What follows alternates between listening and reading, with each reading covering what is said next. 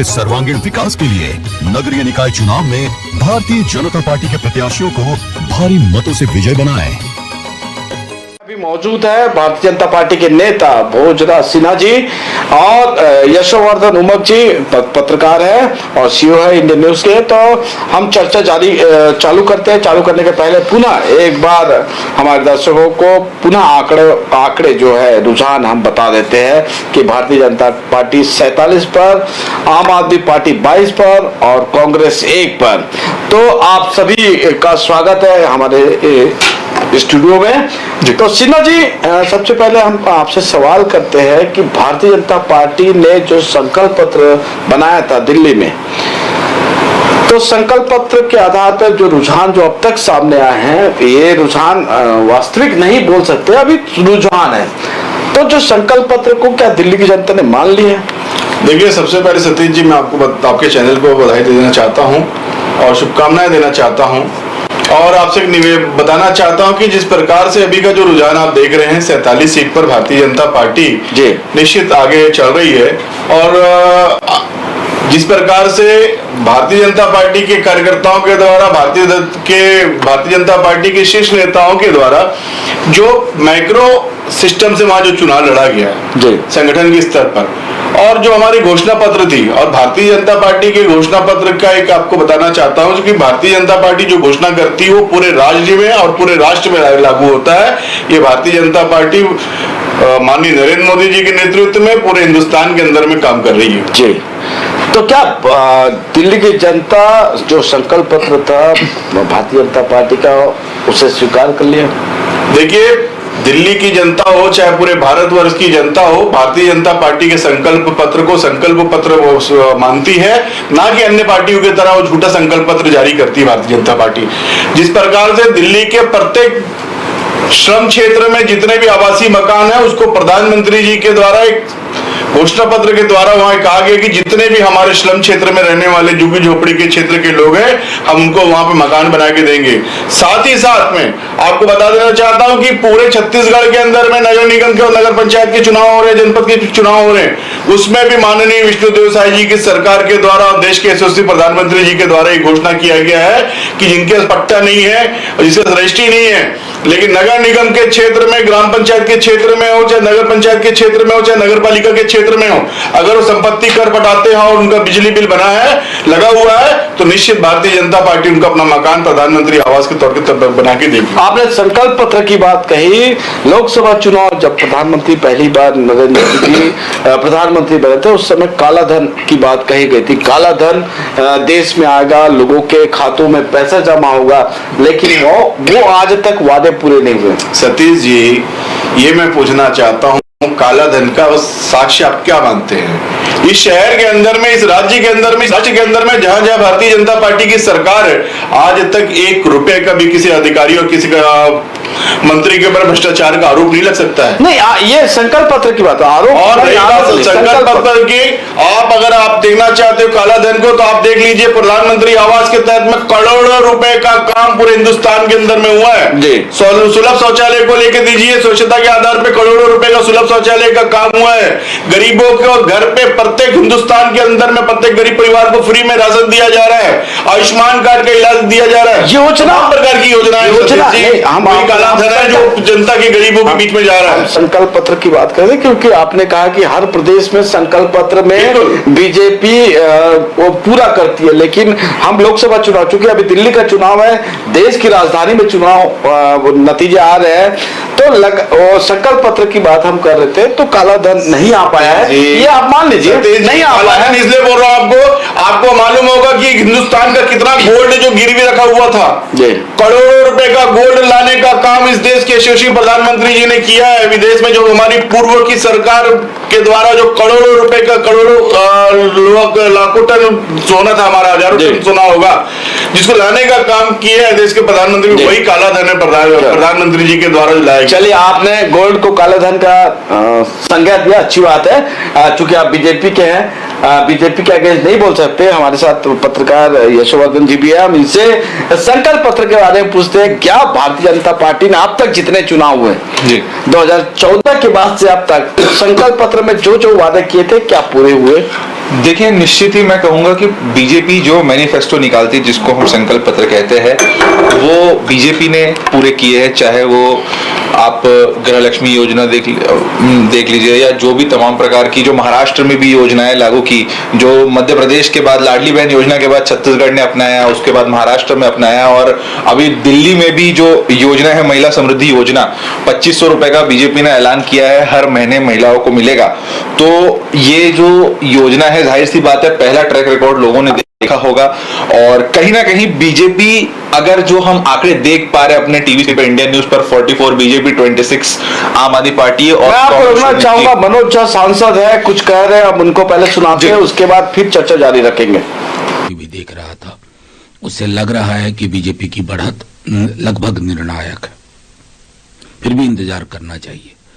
अब चुनाव के नतीजे हैं, एग्जिट पोल को क्रेडिट देना ना देना वो अलग मसला है, क्योंकि एग्जिट पोल कभी सही होते हैं, कभी गलत होते हैं।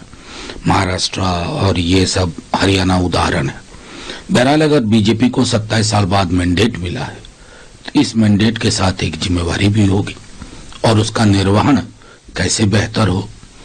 चुनाव में जिस तरह की जुबान बोली गई, जिस तरह की बातें की गई, उसको अब दरकिनार करने का वक्त है, क्योंकि अब चुनाव बहुत मैं समझता हूं परेशानी का होता जा रहा है। सर, अगर यही ट्रेंड कायम रहता है, नायक लग रही है कि बीजेपी की निर्णायक ये बढ़त है, तो आम आदमी पार्टी अगर पिछड़ रही है, तो कौन से फैक्टर आप अहम मानते हैं दिल्ली में, जिसकी वजह से वो पिछड़ रही है? देखिए, पॉलिटिक्स में ये कहना कि कौन सा फैक्टर है, ये बड़ा मुश्किल है। किस फैक्टर पे 240 पे आ गए, ये चीजें एकेडमिक डिस्कशन के लिए हैं। 10-12 साल से केजरीवाल जी थे। एक वोटर का मिजाज का भी होता है कि देखो बदल के देखते हैं। लेकिन मैं ये भी कहूंगा कि कुछ चैनल्स जो राउट दिखा रहे थे वैसा भी नहीं हुआ है। तो चुनाव कोई एक सिंगल फैक्टर पे नहीं होते हैं। इसके लिए चर्चा के लिए वक्त होगा आने वाले दिनों में।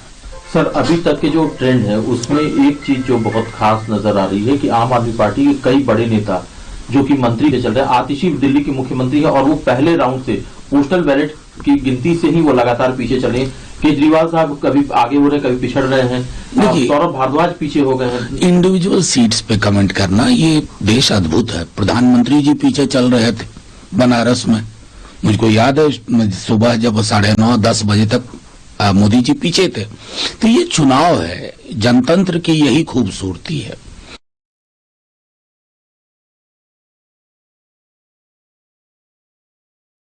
आप सुन रहे थे मनोज झा को, आरजेडी के का कहना है कि 27 साल बाद बीजेपी सरकार बनाने जा रही है। अभी कंफर्म नहीं है, सरकार बनाने जा रही है, क्योंकि अभी रुझान है।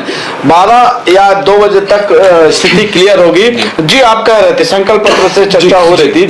जी, जैसे संकल्प पत्र के बारे में मैंने बताया कि बिजली पानी और जो महिलाओं को सुविधा दे रहे थे बस यात्रा, वो जो आम आदमी पार्टी का था, बीजेपी उसको लेके चल रही है कि हम वो महिलाओं को फ्री में देंगे, बिजली पानी भी हम फ्री में देंगे, जो आम आदमी पार्टी के वादे थे। और कहीं ना कहीं ये सारी चीजें आप देख लीजिए, अगर ये जो आज आंकड़े आपको टीवी स्क्रीन पे दिख रहे हैं, इसका बहुत बड़ा कारण था कि जो झूठ बोला गया, मैं कहूंगा दिल्ली की जनता से, 10 साल तक यमुना साफ नहीं हुई है। सतीश जी, आप भी दिल्ली जाते रहते हैं, आप भी देखते हैं, दिल्ली में यमुना साफ नहीं हुई है। केजरीवाल ने अभी फिर कहा कि हम यमुना को इस बार फिर दोबारा से साफ करेंगे नई स्ट्रेटेजी के साथ। और उन्होंने जो 2013 में कहा था, शीला दीक्षित के जो भ्रष्टाचार की उन्होंने फाइल लेके आई थी, वो फाइल पता नहीं अभी तक, उन्होंने 2 बार वो सीएम रह चुके, अभी तक उन्होंने नहीं दिखाई है। तो कहीं ना कहीं ये सारी चीजें जनता देख रही है। जनता को लोकसभा चुनाव में भी संविधान के अगर इंडिया अलायंस ने एक साथ घेरा बीजेपी को, पर आप देख लीजिए, बीजेपी हो, आप कांग्रेस और आम आदमी पार्टी इस चुनाव में अलग, कहीं ना कहीं इंडिया अलायंस अलग टूट। ठीक है, आपने यमुना की बात करी, हमारे साथ बीजेपी के लीडर है भोजराज जी। यमुना साफ नहीं हुई, ये मुद्दा इस चुनाव में हावी रहा, लेकिन भारतीय जनता पार्टी ने गंगा सफाई का योजना बनाया था, गंगा सफाई परियोजना, जिसकी प्रमुख थी उमा भारती मैडम। तो उमा भारती, सुश्री उमा भारती जो साध्वी भी रही है, उनको भी साइड कर दिया, गंगा जी वहीं के वहीं है। क्या कहेंगे? देखिए, सर्वप्रथम तो आप आदमी की बात कर रहे हो, आम आदमी पार्टी की बात कर रहे हो। जिस प्रकार से गंगा जी का सफाई नहीं किया गया, उतना ही पूरे दिल्ली को गंगा जमने की जो पानी जितना नहीं होता उससे ज्यादा का वहां दारू का भ्रष्टाचार किया गया। वहां की जनता को झूठ प्रलोभन दे करके झूठ परोसने का काम इस आम आदमी पार्टी ने किया। निरंतर वहां की जनता 10 सालों से अपने आप को ठगा सा महसूस करती थी, क्योंकि वहां की जो मुखिया थे आम आदमी पार्टी के केजरीवाल और उनकी पूरी टीम जो थी, खाली वहां दिल्ली में झूठ भरोसा करती थी। झूठ के आधार पर वहां 10 साल तक उन्होंने अपनी राज्य चलाया। रही बात गंगा जी की, देखिए सतीश जी, गंगा जी का उद्गम जो है उत्तराखंड के गंगोत्री से होता है और कलकत्ता के जाकर के वहां पे गंगा क्या बोलते हैं आपके गंगा तीरथ में जाके समापन होता है, समुद्र में मुलाकात। उस बीच की जो दूरी है, आप देखे होंगे गंगा जी को आप निरंतर अभी, चाहे वो आप ऋषिकेश में देख लीजिए, चाहे आप वहां पे हरिद्वार में देख लीजिए, चाहे आप बनारस में देख लीजिए, चाहे आप इलाहाबाद में देख लीजिए, चाहे आप तमाम जगह में जहां जहां पे जो ऐसे कुंभ के मेले लगने हैं, जहां तमाम प्रकार के निरंतर करोड़ों रुपए के ब्रिज बन चुके हैं हमारे, उसके ऊपर से जो डायरेक्ट सीवरेज का पानी जाया करता था पूरे भारतवर्ष के अंदर में ट्रीटमेंट करके नदी नालों में पानी डालने का काम मोदी जी की सरकार ने किया है। आज जो गंगा जी हैं, आप जाके देख लीजिएगा, इलाहाबाद के कुंभ प्रयागराज में 40 करोड़ लोगों ने वहां पे जाकर गंगा कुंभ स्नान किया। कौड़ी का भी वहां किसी कोने में आप कचरा दिखा दीजिए। भारतीय जनता पार्टी जो करती है और वो करती है, जो कहती है वो करती है, और गंगा जी की सफाई निरंतर जारी है। और आप पूरे आम आदमी पार्टी या कांग्रेस के लोग अगर आरोप लगाते हो तो खाली जा करके देख लीजिए गंगा जी की स्थिति क्या है। चलिए हम अपने दर्शकों को ताजा रुझान फिर से बताते हैं, चर्चा हमारी जारी रहेगी। भारतीय जनता पार्टी 44 पर, आम आदमी पार्टी 26 पर, कांग्रेस 0 पर। चर्चा इसलिए जारी है कि अभी रुझान, अभी नतीजे नहीं आए। तो आपसे मैं फिर से, भारतीय जनता पार्टी के नेता है भोजराज सिन्हा जी, लगातार ये आरोप विपक्ष लगाते आया है कि ईडी, सीबीआई और जो जांच एजेंसी बड़ी देश की, वो उसका प्रयोग कर भारतीय जनता पार्टी नेताओं को डराने और धमकाने का काम करती है। यही सवाल आपसे भी रहेगा। जी बताइए। देखिए, विपक्ष के पास बोलने के लिए कुछ नहीं बचा है। विपक्ष के पास जो विपक्ष के जो कर्म है, जो उनको जेल तक पहुंचा सकते हैं, जो उनके द्वारा किए गए ऐसे भ्रष्टाचार है जिसका उनको भय है, तो पहले से भविष्यवाणी कर लेते हैं कि ऐसा होने वाला है। मुझे ऐसा नहीं लगता सतीश जी, आपको बताना चाहता हूं, इस राज्य के अंदर में हम विकास की बात करते हैं, ईडी और ये बैलेट वाले और ये सब काम नहीं करते हैं, ना सीबीआई की जांच वाली बात करते हैं। जो अपराधी होगा, जो अगर किया होगा, चाहे भाजपा का होगा, चाहे कांग्रेस का होगा, चाहे आम आदमी पार्टी हो, चाहे कोई भी इंडस्ट्रियल का हो, चाहे कोई भी अधिकारी हो, अगर गलत किया होगा जाएगा। ये क्यों नहीं बोलते कि 1 साल के अंदर में छत्तीसगढ़ में सरकार बनी है, लगभग 1.5 लाख मीट्रिक टन धान, जो आज तक के इतिहास में छत्तीसगढ़ के लोगों ने, की सरकार ने कभी नहीं लिया था, 1.5 लाख मीट्रिक टन धान हमने खरीदा है, जिसमें 81 लाख मोटा धान, 10 लाख आपका 10 लाख मीट्रिक टन धान आपका पतला धान, और 56 लाख के लगभग का मोटा सरना धान का खरीदी की है। इतनी बड़ी सौगात पूरे किसानों को कहीं भटकने की जरूरत नहीं पड़ी, किसान देश में आंदोलन कर रहे हैं। देखिए, देश में आंदोलन करने वाला किसान राजनीति वाला किसान है, जो राजनीति करके ये आम आदमी पार्टी और कांग्रेस पार्टी के जो दल्ले जो वो कर रहे हैं, मैं उनको दल्ले का नाम दे रहा हूं, जो पेमेंट लेके कर रहे हैं। मैं बोल रहा हूं, आम किसान जितना खुश है इस देश के अंदर में, उतना खुश कोई नहीं है। चलिए, आपको रोकना चाहूंगा। दिनेश शर्मा भाजपा के नेता, वो क्या कह रहे हैं उनको सुनते, चर्चा हमारी जारी रहेगी। पहले उत्तर प्रदेश की मिल्कीपुर विधानसभा सीट के उपचुनाव, जहां पर की पहले राउंड से ही लगातार बीजेपी बढ़त बनाए हुए है। देखिए, प्रभु राम की कृपा है कि उन्होंने जो कृपा बरसाई है, हमारे कार्यकर्ताओं की मेहनत, योगी जी का कुशल शासन और माननीय मोदी जी का मार्गदर्शन, ये मिल्कीपुर का जो सकारात्मक रिजल्ट है, वो इस बात का प्रतीक है कि समाजवादी पार्टी का जो अहंकार लोकसभा का था, वो बुरी तरीके से टूट रहा है। और वो एक चांस रहा होगा जिसमें अफवाहों के कारण तमाम क्षेत्र प्रभावित हुए थे। अब मिल्कीपुर ने जो वास्तविक कार्य है राम राज्य स्थापित करने का बीजेपी का, उसको स्वीकार किया है। और मैं समझता हूं कि समाजवादी पार्टी को बजाय वो कफन लाना और ये लाना, इसके हार को प्यार से लोकतांत्रिक परंपराओं के अनुसार स्वीकार करनी चाहिए और अपनी गलतियों का पुनर्अवलोकन करना चाहिए। और आप देख रहे हैं दिल्ली में अहंकार टूटा नहीं टूटा। दिल्ली में जैसे हमारे वहां उत्तर प्रदेश में तो लोग तख्ती लगाते थे जब कहीं से अपराध करने के बाद वापस आते थे कि अब योगी बाबा माफ करो।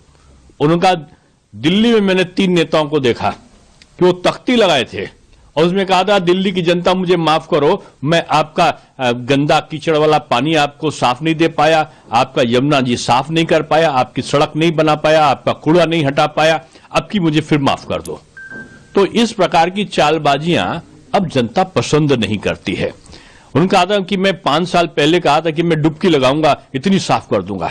अब मुझको लगता है कि उनको तो अवसर नहीं मिला, लेकिन अब बीजेपी की सरकार बनके यमुना जी साफ होंगी, अच्छी सड़क बनेगी, कूड़ा का ढेर हटेगा और जो वहां पर जो अवस्थापना संबंधी सुविधाएं हैं कि साफ जल मिले, वो सब कुछ मिलेगा।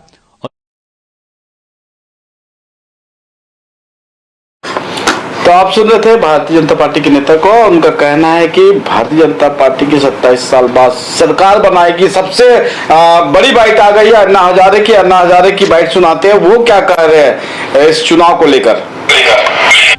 मैं पहले से बताता हूं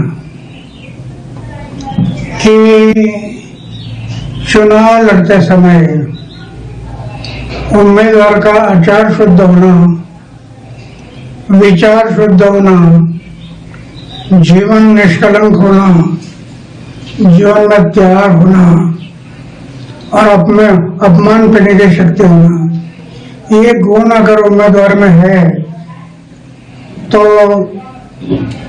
मतदारों को विश्वास आता है ये हमारे लिए कुछ करने वाला है। मैं बार बार बताते जा रहा हूं, लेकिन उनके दिमाग में नहीं आया। और आखिर शराब के बारे में उन्होंने एक मुद्दा उठाया कि शराब की दुकान, उसमें शराब की बात क्यों आ गई? पैसा, धन और दौलत इसमें बह गया है। इस शराब के कारण तो बदनाम हो गया। इसके कारण लोगों को भी एक मौका मिला कि ये चारित्र के बारे में बोलता है और दूसरे बारे में शराब की बात मैं पहले से बताया है। आचार को शुद्ध रखो, विचार को शुद्ध रखो, उनके दिमाग में नहीं रहा और इसके कारण आज वो इलेक्शन में हार गए, कम वोटिंग में। तो क्या अन्ना भ्रष्टाचार जो उनके नेताओं के ऊपर जो भ्रष्टाचार के आरोप लगे थे, तो क्या वो भी इस नाकामी के पीछे जो उनको कम सीट मिली है वो भी वजह रही? भ्रष्टाचार उनके ऊपर भ्रष्टाचार के अरविंद केजरीवाल हो या उनके कई नेता हो, उनके ऊपर भ्रष्टाचार के आरोप लगे थे। क्या ये वजह हो सकती है जो उनके कम सीट चुनकर आए हैं? राजनीति में आरोप प्रत्यारोप होते रहते हैं, लेकिन जब आरोप होते हैं तो ये आरोप कैसे गलत है वो जनता को दिखाना जरूरी है कि ये मेरे ऊपर जो अब आरोप हुआ ये गलत है। ये साबित करना पड़ता है। जो साबित होगा तो कोई नहीं बिगड़ सकता है। वो सच हमेशा सच होता है, झूठा हमेशा झूठ होता है। तो सच के मार्ग से जाना चाहता है। कई बार ऐसा आरोप भी लगा है क्या अन्ना हजारे की वजह से अरविंद केजरीवाल जो है तो दिल्ली पे सत्ता पर अन्ना हजारे के ही वजह से अरविंद केजरीवाल दिल्ली पे सत्ता पर बैठे, उन्हीं के साथ वो अनशन करते थे। बार बार आप पे उंगलियां उठाई गई और अभी भी उठाई जाती है। कैसे देखते हैं अन्ना इसे? ये बराबर नहीं है। दिल्ली में पहली बार एक मीटिंग हुई थी और उस मीटिंग में इन्होंने पक्ष और पार्टी निकालने के लिए सोच किया था। मीटिंग में इससे ली थी और जिनको पक्ष और पार्टी में जाना है वो मीटिंग के लिए आ जाओ। मैंने देखा, मैंने तय किया पक्ष और पार्टी में मैं नहीं जाऊंगा, किसी पक्ष और पार्टी में मैं नहीं जाऊंगा। और वो मीटिंग हो गई, मैं पक्ष और पार्टी से दूर रह गया। तब से आज तक दूर रहा। फिर वो पक्ष निकाले, पार्टी निकाला और पार्टी में चले। ये नया नया पार्टी था, लोगों ने विश्वास किया। आगे चलकर शराब की बात, शराब के दुकान निकालना, शराब के बिक्री के दुकान बढ़ाना, पैसा सामने आ गया और उसमें से वो उनका इमेज खत्म हो गया। तो ना कहीं अरविंद केजरीवाल ने तो आप सुन रहे थे अन्ना हजारे जी को और हमारे दर्शकों को बताया कि अन्ना हजारे ने एक बड़ा बयान दिया है जिसमें कहा कि शराब में बह गए अरविंद केजरीवाल। क्या कहेंगे आप?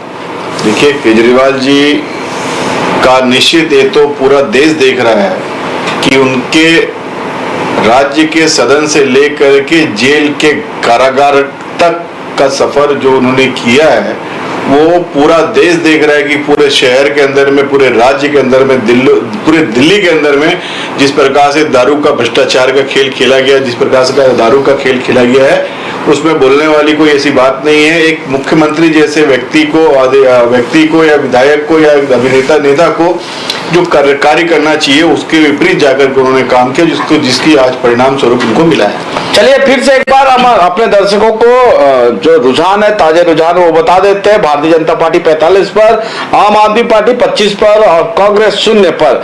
तो लगातार जो कांग्रेस का प्रदर्शन इस चुनाव में देखने को मिला, आप दोनों से सवाल है। पहले सिन्हा जी आप बताएंगे कि वो खाता नहीं खोल पाई। राष्ट्रीय पार्टी है, देश की सबसे पुरानी पार्टी, क्या आपका क्या मानना है?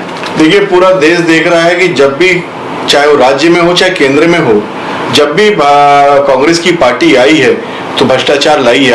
आपने देखा होगा जिस प्रकार से छत्तीसगढ़ की पूर्व सरकार, भूपेश बघेल की सरकार पूरे छत्तीसगढ़ में दारू का भ्रष्टाचार से लेकर के जुए का खेल से लेकर के तमाम हिंदुस्तान छत्तीसगढ़ में और नगरीय निकाय की जमीन बेचना, उसकी जमीन पे कब्जा करना, उसको मारना, एक भी जॉब इस पूरे 5 साल के अंदर में नहीं दिया, जिसका परिणाम रहा कि छत्तीसगढ़ की जनता उनको यहाँ से उखाड़ के फेंक दी। और पुनः आपको बताना चाहता हूँ, अब पूरे छत्तीसगढ़ में 10 नगर निगम का चुनाव है, 49 नगर पंचायत का, नगर पालिका का चुनाव है, 119 नगर पंचायतों का चुनाव है, जिला पंचायत, जनपद पंचायत, ग्राम पंचायत का चुनाव है। इस बार पूरी जनता भूपेश बघेल की सरकार को, कांग्रेस पार्टी को मुंह तोड़ जवाब देगी। और जिस प्रकार से आज वो विष्णुदेव साय की सरकार चाहे किसानों के हित में हो चाहे नगर के हित में काम कर रही है, उनके सहयोग में खड़े रहेगी। और जहां भी, चाहे देश में केजरीवाल, मनमोहन जी की सरकार जो कि निरंतर 15 साल तक रही, तो आपने देखा होगा सतीश जी, चाहे वो कलमाड़ी का घोटाला देख लो, खेल घोटाला देख लो, चाहे कोयला घोटाला देख लो, चाहे तमाम प्रकार के करोड़ों रुपए के घोटाले हुए हैं। जब भी कांग्रेस को मौका मिला है तो इन्होंने लूटने का काम किया हो, चाहे नगर को लूटने का काम किया हो, चाहे प्रदेश को लूटने का काम किया हो, चाहे देश को लूटने का कार्य अगर किसी ने किया है तो कांग्रेस पार्टी ने किया, जिसका परिणाम आज आप देख लीजिए कि दिल्ली में एक सीट भी उनकी नहीं आई है। ठीक, आप क्या कहेंगे कांग्रेस के जो डूबने का कारण? देखिए, कांग्रेस के डूबने के बहुत सारे कारण है। पहला कारण तो यही है कि कांग्रेस ने ही केजरीवाल नाम के महिषासुर को जन्म दिया, जो आज उन्हीं को खा गया है पूरा दिल्ली में। और दूसरी चीज, कांग्रेस पर लोगों को अब भरोसा नहीं है। शीला दीक्षित 10 साल तक सीएम रही, उन्होंने विकास के काम किए, मेट्रो लाई और सारी चीजें हुई, मगर आप देखिए आज कांग्रेस कहां पर है। शून्य पर कांग्रेस आ चुकी है और शून्य पर सवार है कांग्रेस, और कहीं ना कहीं लोगों ने पंजे का हाथ, जो पंजा है उनका, वो छोड़ दिया है। और आप जो स्थिति आज देख सकते हैं 45-25 और 0, ये बहुत ही कांग्रेस के लिए मंथन का विषय है। क्या होगा, मल्लिकार्जुन खड़गे क्या करेंगे, अब पता नहीं उनकी कितनी चलती है कितनी नहीं। और जो चुनाव प्रचार भी हुआ वो आप देखा होगा कांग्रेस का उतना नहीं रहा। आप अगर बीजेपी की बात करें तो डे 1 से जो बीजेपी जिस स्ट्रेटेजी के साथ मैदान में उतरी, प्रधानमंत्री नरेंद्र मोदी ने आगाज किया, प्रधानमंत्री ने देखा, प्रधानमंत्री ने रोड मैप बनाया, सभी जो आसपास के क्षेत्रों के जो राज्यों के सीएम है, चाहे आप आसाम देख ले, आप हरियाणा देख ले, आप दिल्ली उत्तर प्रदेश देख ले, तो सभी सीएम के लगातार रैलियां होती रही वहां पे। और कहीं ना कहीं जो पूर्वांचलियों के बारे में भी जो केजरीवाल ने कहा वो भी एक बहुत बड़ा यहाँ फैक्टर था।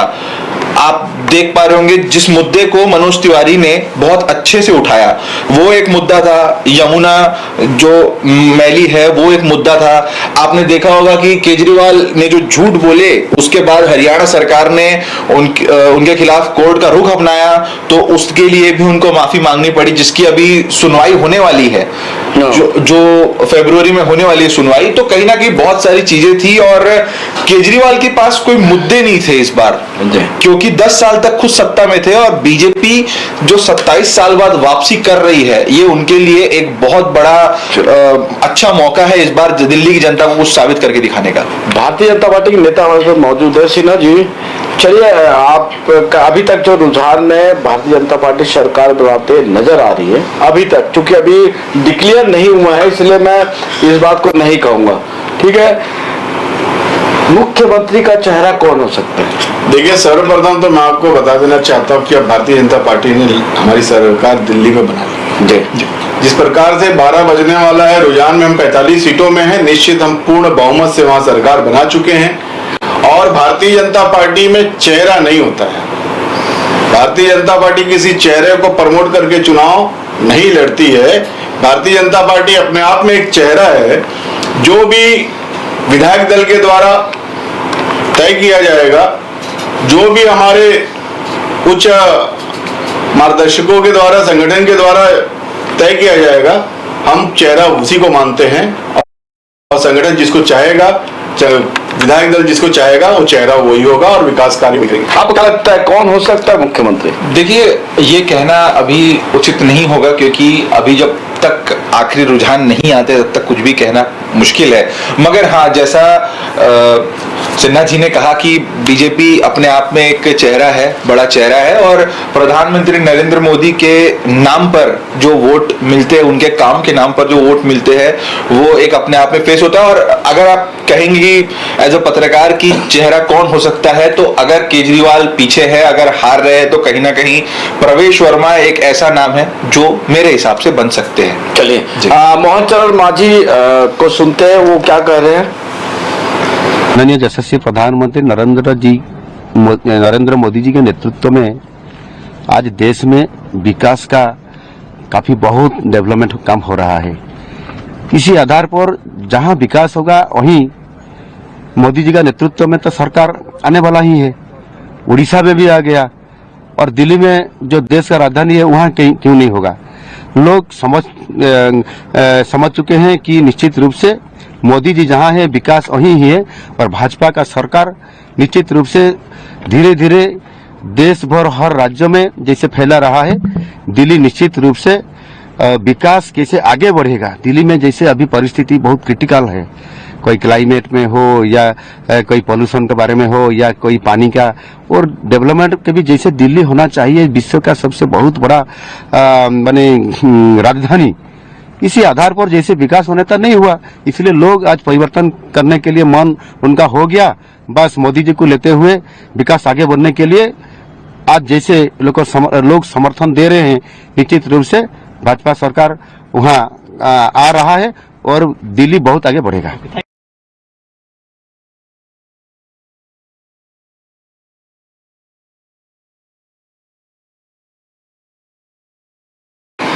माझी जी को आप सुन रहे थे और अब फिर से हम अपने दर्शकों को रुझान बता देते हैं। भारतीय जनता पार्टी 45 पर, आम आदमी पार्टी 25 पर और कांग्रेस 0 पर।